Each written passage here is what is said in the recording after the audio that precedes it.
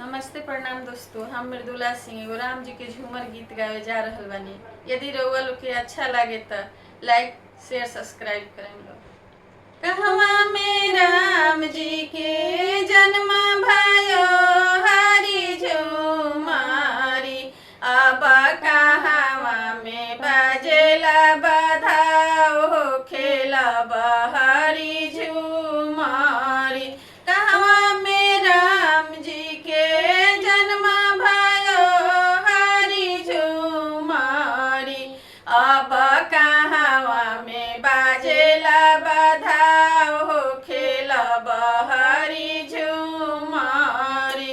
गकुला में राम जी के जन्म भयो हरि झूमारी, अब मिथिला में बाजेला बधाओ खेलब हरि झूमारी।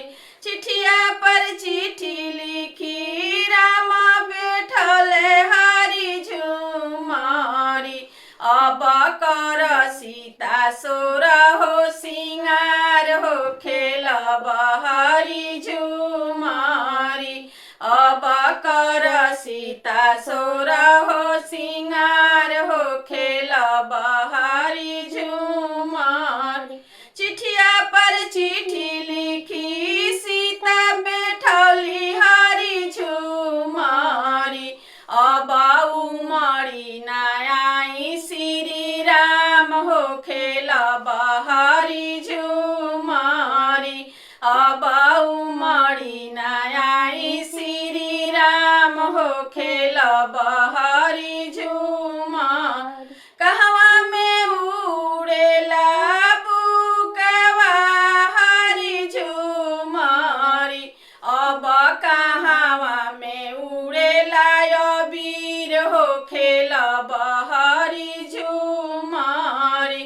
मिथिला में उड़ेला बुकवा हरि झूमारी, अब गकुला में उड़ेला अबीर हो खेलब हरि झूमारी, अब गकुला में उड़ेला अबीर हो खेलब हरि झूमारी।